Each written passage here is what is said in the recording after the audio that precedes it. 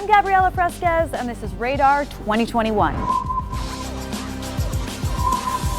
Whether you grew up playing with easy bake ovens or plastic green army men, Hot Wheels, or cloth-bodied dolls with buffoonishly chubby plastic heads, from a young age, you probably had some understanding of gender roles.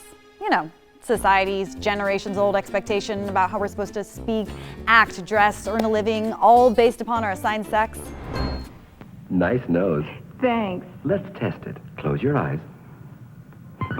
That's a big, fresh, shiny lemon. Close. It's new lemon refreshed Mr. Clean. Smells great. Lemon refreshed Mr. Clean. I'll buy that. The fact that only biological women can bear children, as illustrated by Walmart's Dress Real Pregnant Have a Baby in Your Tummy doll, which you can buy online today for $7.29, does play a big part in this conversation. But these traditional definitions of masculinity and femininity are now so deeply entrenched in our society that they've created gender stereotypes, which has left the door wide open for gender inequality, something we're now tirelessly working to dismantle. There's so many things that you're conditioned and trained not to do as a woman when you're growing up. And the older I get, I realize that the definition for me personally of being a woman and being feminine is just doing whatever I want and making my own rules. Being feminine means to me that I feel free to explore exactly who I am and confident enough to show it off. Being feminine to me can be really anything. I do think it's more of a state of mind than anything else. And there's something really beautiful in that because that means you can express, I guess, your femininity however it is that you want on the outside. Gender roles can obviously be inaccurate, and we continue to see how they can also be oppressive. From the casting couches of Hollywood, to the fields of migrant farm workers, to the steps of Capitol Hill. Remember when AOC was accosted by her fellow congressman last year, resulting in a mic drop moment calling men out for sexism in politics? In front of reporters, Representative Yoho called me, and I quote, a bitch. This issue is not about one incident. It is cultural. It is a culture of lack of impunity, of accepting of violence and violent language against women, and an entire structure of power that supports that. I am here because I have to show my parents that I am their daughter and that they did not raise me to accept abuse from men.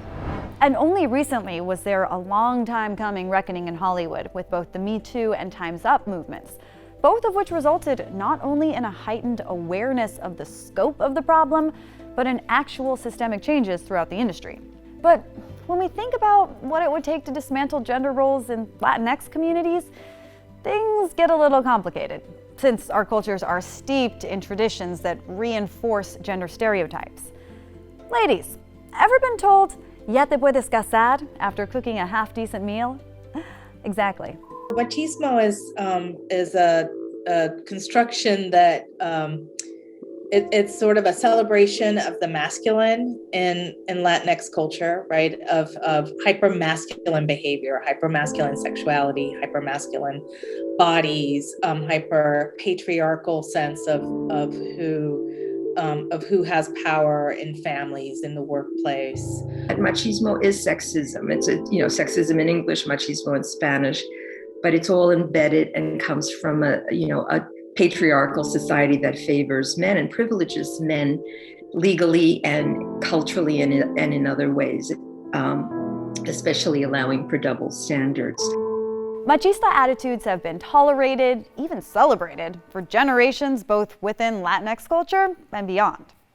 While Latino men are underrepresented in TV and film, when they do show up, they often take on stereotypical roles.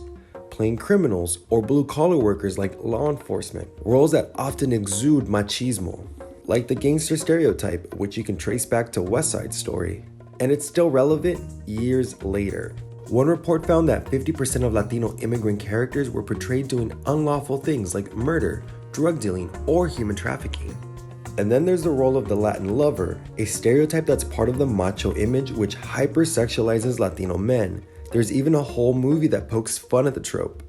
And while change is happening slowly, The macho man continues to be a stereotype, a singular representation and unrealistic expectation for Latinx men everywhere. But rooted in the concept of machismo is also an unrealistic standard for Latinx women, marianismo, as in La Virgen Maria.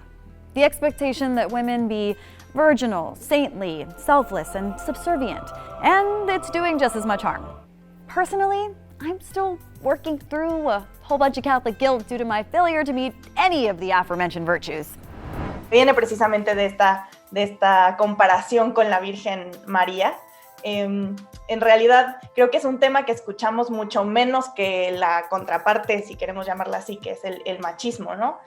Pero complementa, ¿no? O sea, solamente puede existir un hombre fuerte, asertivo, poderoso, ¿no? Sí tiene frente a él a una mujer que tiene estas características: abnegada, sumisa, siempre buena, nunca va a hacer nada malo, y eso es el marianismo.